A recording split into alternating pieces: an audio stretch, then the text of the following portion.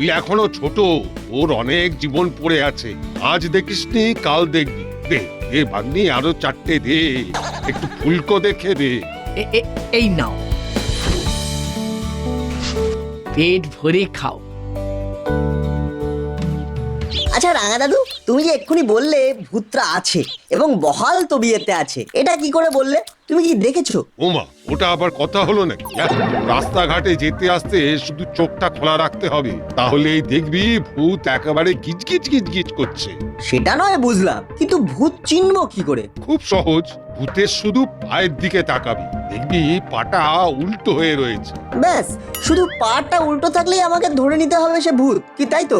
একদম, এবং আমি বাজি রেখে বলছি, কিছু মানুষকে দেখতে পাবি। আহা,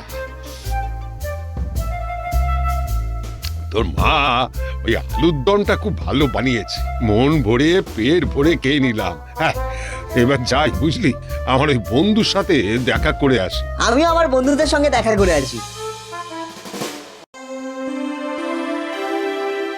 দেখ নাটবল্টু, ভূত প্রেত নিয়ে কোনো তর্ক বিতর্ক হবে না। ভূত আছে। ভূত তুমি দেখেছো? না দেখলেও আমি বিশ্বাস করি, তোরা বিশ্বাস করিস না। যেটা দেখি না সেটা বিশ্বাস করবো কি করে? যেরকম ইলেকট্রিক চোখে দেখা যায় না, কিন্তু শক মারলেই বুঝতে পারি যে ইলেকট্রিক আছে, এটা তো আমরা বিশ্বাস করি। ঠিক সেই রকমই ভূতকেও বিশ্বাস করতে হবে। ও, যেটা দেখিসনি সেটা তোরা বিশ্বাস করবি না, তাই তো? হ্যাঁ, আমাদের স্কুলে স্যার বলেছেন ভূত বলে কিছু নেই, শুধু বর্তমান, ভবিষ্যৎ আর একটা ভূত আছে, যেটা হলো অতীত। আর অতীতের পূর্বে বা আগে যদি কিছু থাকে সেটা হলো অভূতপূর্ব। উল্টো পাল্টা লজিক দিয়ে ভূতের অস্তিত্বকে চাপতে পারবি না। দুটো বই পড়ে ভূত নিয়ে কথা বলছি, কি অদ্ভুত ব্যাপার। তোরা সব ইতিহাস বই পড়িস, কি পড়িস তো? পড়ি। ওই ইতিহাস বইতে যেসব মানুষদের কথা লেখা আছে, ওনাদের তোরা দেখেছিস? না, তা দেখিনি। কি ভুলভাল বলছো, তুমি তাদের দেখোনি? কোথায় দেখছি? আচ্ছা, তুই দেখেছিস? হ্যাঁ দেখেছি তো, রোজ দুবেলা দেখছি। কিভাবে দেখছিস? ইতিহাস বইতে ওনাদের সবার ছবি দেখা যায়। ওরে বাবা, এখানে তো দেখছি চাঁদের হাত। তা এখানে কি হচ্ছে? ভূত নিয়ে গুঁতোগুতি হচ্ছে। ভূত, যত সব ভুল ভাল জিনিস নিয়ে আলোচনা, তোদের আর কোনো কাজ নেই? আপনি ভূতে বিশ্বাস করেন না? আগে না, করি না। ভূত নেই? না না, আপনি কি বলতে চাইছেন? আপনি কি বলতে চাইছেন? ভূত নেই? কতবার তো বলেছি, করি না করি না করি না। আপনাদের আর কি কোনো কাজ নেই? বাচ্চাদের আপনি ভূত শেখাচ্ছেন, হ্যাঁ? ভূত শিখিয়ে ওদের ভবিষ্যৎটা ঝরঝরে করে দিচ্ছেন। আপনি কেন মানেন না? আপনি জানেন কত ধরনের ভূত আছে? না না, আমি জানতেও চাই না। বাচ্চাদের কোথায় বিজ্ঞানের অগ্রগতি নিয়ে কথা বলবেন, তা না ভূত নিয়ে লেকচার দিচ্ছেন, তর্ক করছেন। আমি আপনাকে ভূত দেখাবো, তখন আপনার বিশ্বাস হবে। কোথা থেকে দেখাবেন? হ্যাঁ, কোথা থেকে দেখাবেন? আপনি কি ভূতের চাষ করেন নাকি? না না, রাঙা দাদু হয়তো সর্ষে চাষ করবে, আর আপনার কাছে সর্ষে নিয়ে এসে বলবে সর্ষের মধ্যেই ভূত আছে। আমরা ভূতের সাথে কথা বলি, যেমন আপনার সঙ্গে আমরা কথা বলছি।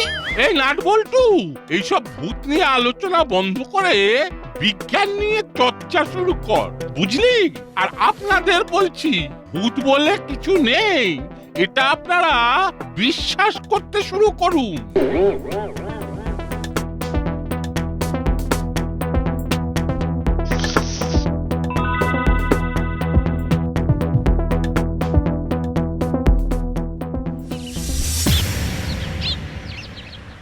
আচ্ছা, কুসংস্কারকে নির্মূল করা আমাদের কাজ, না প্রশ্রয় দেওয়া আমাদের কাজ? কি হলো? আপনি এত উত্তেজিত কেন? কি হয়েছে? কি বলবো বলুন? হ্যাঁ, আসছিলাম, হঠাৎ চোখে পড়লো একটা জায়গায় নাটবল্টুরা জটলা করে আছে, সঙ্গে ওদের দুই দাদু, রাঙা দাদু আর পাঁচু দাদু। ওরা ভূতের আলোচনা করছে।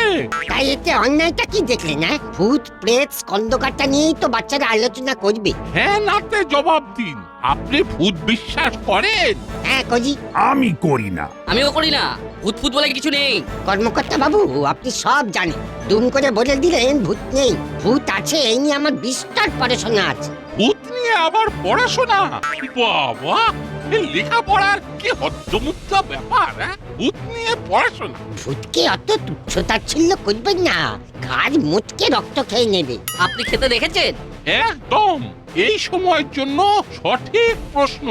ভূতদের রক্ত খেতে দেখেছেন? না, পড়েছি, খেতে দেখিনি। আগে খেতে দেখবেন, তারপর কথা বলতে আসবেন। শুনুন, দাসপাড়ার শান্তি শৃঙ্খলা বজায় রাখার দায়িত্ব আপনার হাতে বড়বাবু। বাচ্চাদেরকে আমরা কোথায় বিজ্ঞান মনস্ক করে তুলবো, তারা ভূত মনস্ক করে তুলছি। ঠিক আছে, কাল একটা ঘরোয়া আড্ডা ডাকি ক্লাব ঘর। ভূত আছে না নেই এই নিয়ে তর্ক আর বিতর্ক। ঠিক আছে, আমি একদম হাতে গরম প্রমাণ দেব যে ভূত আছে। ঠিক আছে, আপনি যদি ভূত আছে প্রমাণ দিতে পারেন, তবে আমি সবাইকে সাক্ষী রেখে বলছি, আমি সেদিন থেকে ভূতের উপাসক হয়ে যাব।